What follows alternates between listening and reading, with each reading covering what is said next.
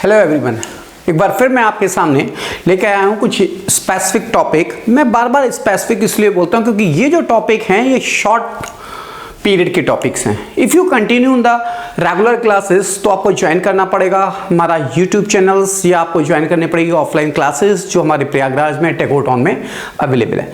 तो बात करते हैं इस पर्टिकुलर टॉपिक के बारे में जो है नॉन साइक्लिक फोटोफॉस्फोराइलेशन। ये फोटोसिंथेसिस का वो पर्टिकुलर पार्ट है जिनके अंदर हमारा नॉन साइक्लिक फोटोफॉस्फोराइलेशन में क्या होगा, नॉन साइक्लिक है क्योंकि यहां पे electron is never come back to the PS2। दूसरी चीज कि यहां पे जो बेसिकली नॉन साइक्लिक फोटोफॉस्फोराइलेशन है, photophosphorylation that is takes place in presence of light and the ATP will synthesize. तो बात करते हैं इस नॉन साइक्लिक फोटोफॉस्फोराइलेशन की। इस नॉन साइक्लिक फोटोफॉस्फोराइलेशन को हिल एंड बेंडल ने, किन्होंने, हिल एंड बेंडल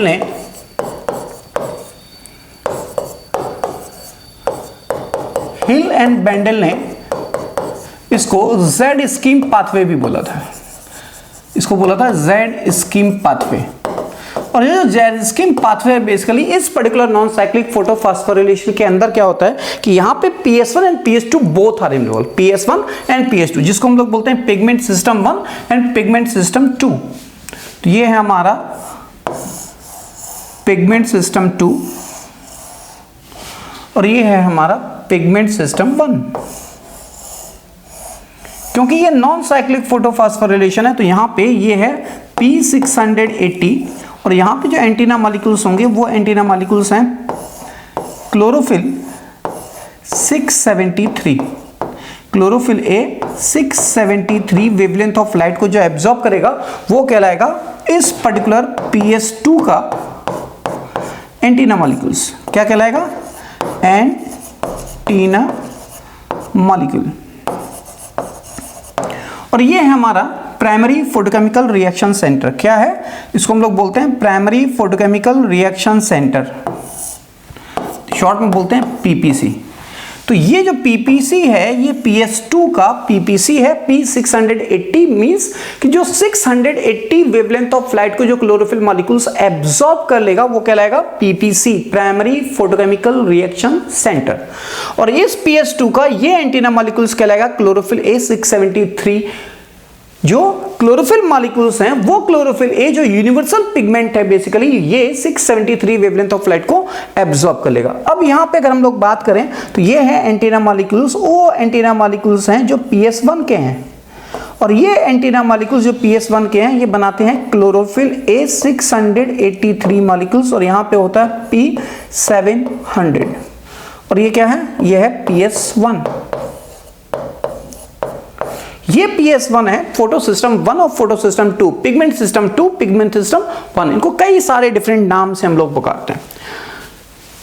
ये जो पिगमेंट सिस्टम 1 है इसके अंदर एंटीना मॉलिक्यूल 673 का और यहां पे P700 primary photochemical reaction centre है।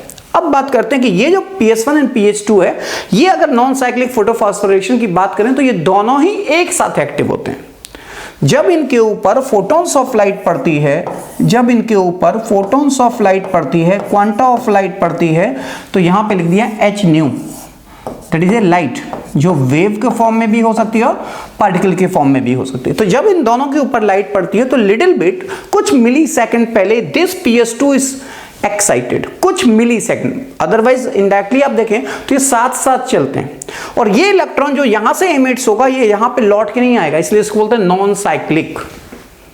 बात क्लियर है ना? तो यहां पे जब यहां लाइट पड़ेगी इसके ऊपर तो ये इंडक्टिव रेजोनेंस के थ्रू, ये क्या होगा? इंडक्टिव रेजोनेंस के थ्रू इस particular primary photochemical reaction centre के पास पहुंचेगा। ये पॉइंट याद रखना है, किसके थ्रू?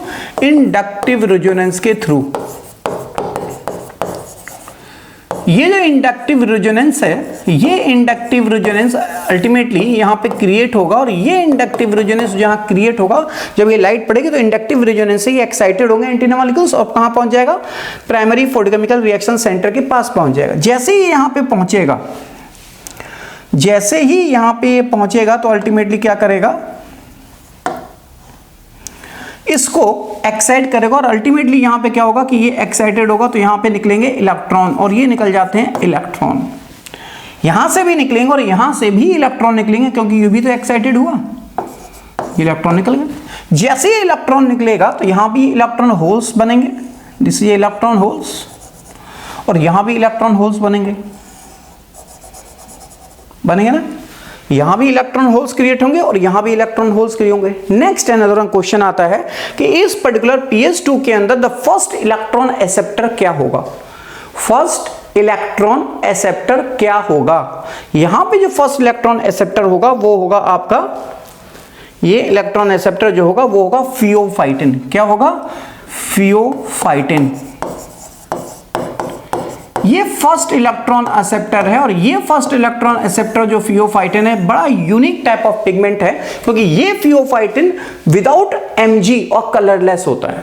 कैसा होता है, ये फियोफाइटिन कलरलेस होगा और विदाउट मैग्नीशियम होगा। तो यहां लिख देते हैं फियोफाइटिन,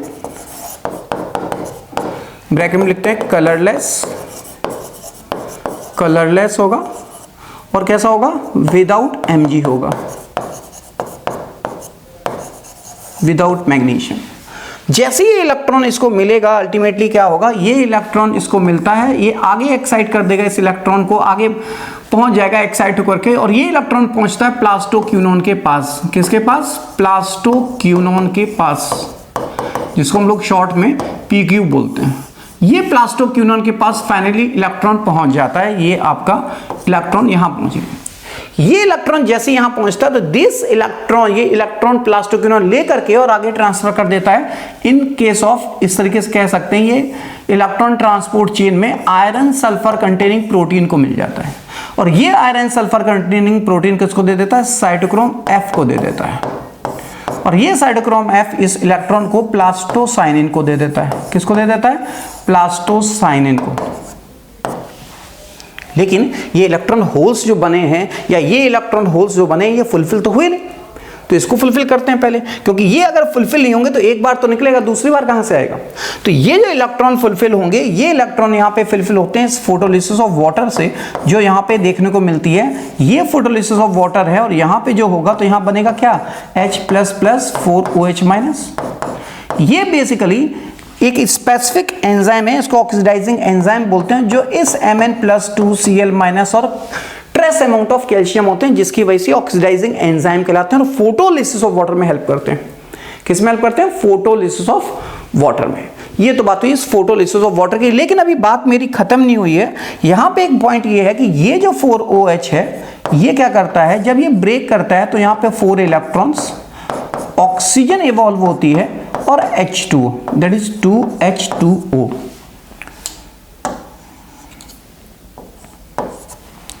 ये इलेक्ट्रॉन जो है वो इस पर्टिकुलर इलेक्ट्रॉन के होल्स को, इलेक्ट्रॉन की डेबिट, इसको आप लिख सकते हो इलेक्ट्रॉन होल्स और इलेक्ट्रॉन डेबिट, दैट इज ए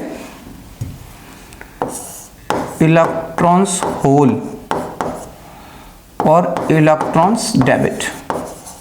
ये जो इलेक्ट्रॉन होल्स और इलेक्ट्रॉन डेबिट है वो कौन पूरा कर रहा है, फोटोलिसिस ऑफ वाटर। इसको आप क्या बोल रहे हो, this is called as photolysis of water.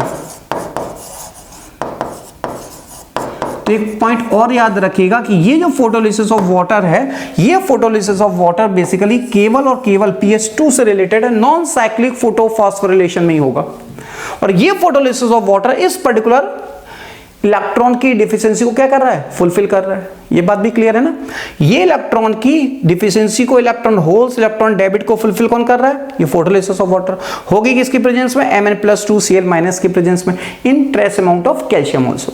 अब बात करते हैं कि ये जो हमारा यहाँ पे इलेक्ट्रॉन पहुंचा है, जो प्लास्टोक्यूनोन से आया आयरन सल्फर में, और आयरन सल्फर से आया साइटोक्रोम F में, और साइटोक्रोम F से आया प्लास्टोसाइनिन में, तो यहाँ पे क्या हो रहा है, इलेक्ट्रॉन का ट्रांसफर, ये इलेक्ट्रॉन ट्रांसपोर्ट कर रहा है। इसलिए हम लोग बोल देते हैं कि ये जो इलेक्ट्रॉन यहां से यहां पहुंच रहा है, ये ETS के थ्रू पहुंच रहा है। किसके थ्रू, ETS के थ्रू, वैसे ही जैसे रेस्पिरेशन में था, इलेक्ट्रॉन ट्रांसपोर्ट सिस्टम के थ्रू। तो ये इलेक्ट्रॉन ट्रांसपोर्ट हुआ, और प्लास्टोसाइनिन जो यहां पे कॉपर कंटेनिंग पिगमेंट होता है, कॉपर कंटेनिंग ब्लू पिगमेंट, तो यहां लिख सकते हैं प्लास्टोसाइनिन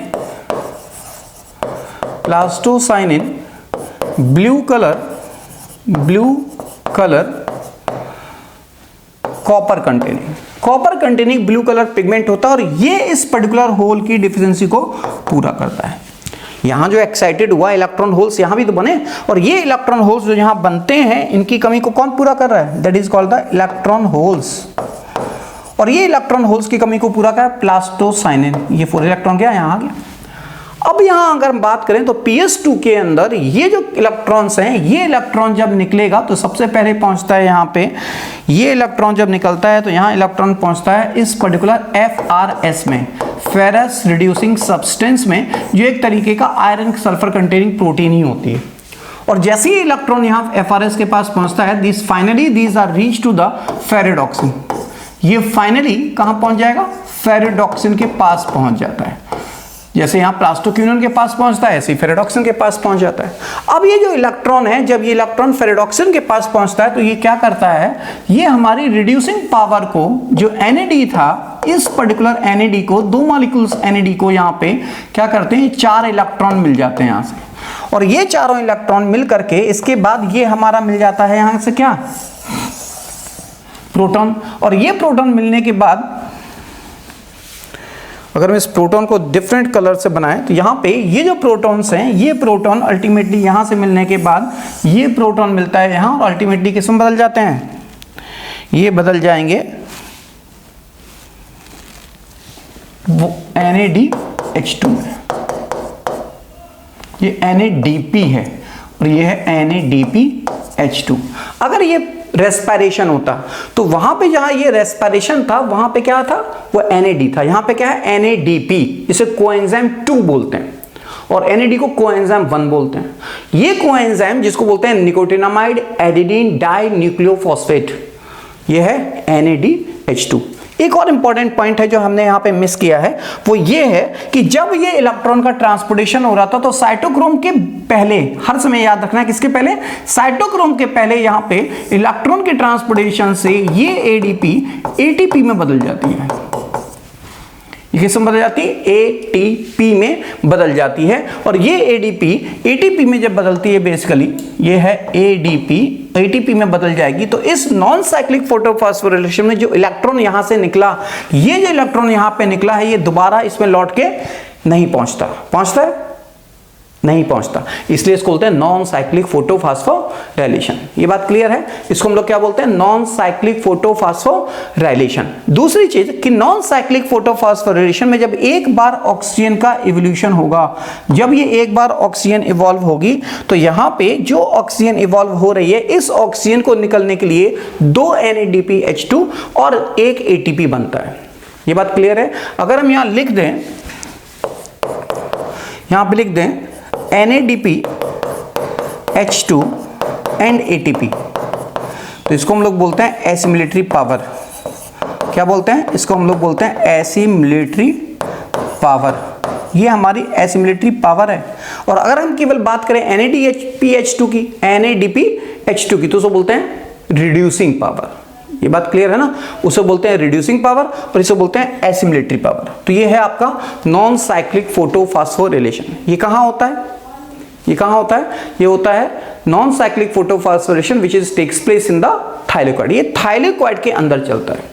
तो आई थिंक ये बात आपको समझ में आई होगी। बहुत शॉर्ट पीरियड में मैंने आपको एक्सप्लेन किया non cyclic photophosphorylation. Next videos में हम लोग फिर बात करेंगे साइक्लिक फोटोफॉस्फोरिलेशन की। एक और छोटी सी बात यहाँ इंपॉर्टेंट है जो याद रखेंगे, फिर मैं आपको उसी के साथ बताऊंगा differences between the cyclic and non cyclic photophosphorylation. एक और इंपॉर्टेंट पॉइंट कि ये जो इलेक्ट्रॉन का ट्रांसपोर्टेशन आप देख रहे हो, जो इस पर्टिकुलर आयरन सल्फर प्रोटीन से और प्लास्टोसाइनिन तक हो रहा है, ये भी इनहिबिट हो सकता है। ये इनहिबिट हो सकता है DCMU के थ्रू। एक होता है जिसको बोलते हैं इनहिबिटर, इसको आप लोग यहां कह सकते हैं, अभी लिख लेते हैं, मैं उसको बाद में भी एक्सप्लेन करूंगा। इसको लिख सकते हैं DCMU, डाइक्लोरोफेनाइल मिथाइल यूरिया। ये जो DCMU है, ये इनहिबिटर है। क्या है, इनहिबिटर है इन नॉन साइक्लिक या जेड स्कीम पाथवे के अंदर। This is act as a inhibitor, जो साइक्लिक में प्रेजेंट नहीं होता, ये साइक्लिक को इफेक्ट नहीं करता। ये है हमारी नॉन साइक्लिक फोटोफॉस्फोरिलेशन। ये वीडियो नो डाउट आपको अच्छा लगेगा। इसकी कहना चाहिए कि जो एम्फेसिस है, इसकी जो वैल्यूज हैं कंपटीशन के पॉइंट ऑफ व्यू से, चाहे वो TGT हो, PGT हो, नीट हो या अदर बायोलॉजिकल जो भी बायो की कंपटीशन होते हैं, सबसे इंपॉर्टेंट फोटोसिंथेसिस का टॉपिक है, that is a non cyclic photophosphorylation. इसको जेड स्कीम पाथवे भी बोलते हैं। ओके अगर आपको ये वीडियोस पसंद आया हो तो लाइक्स करिए, शेयर करिए एंड सब्सक्राइब। कमेंट बॉक्स में लिखना नहीं भूलिएगा कि आपको कैसा लगा। और if you like the another topic so please mention and I will give the another video on this topic. So thank you so much and best of luck.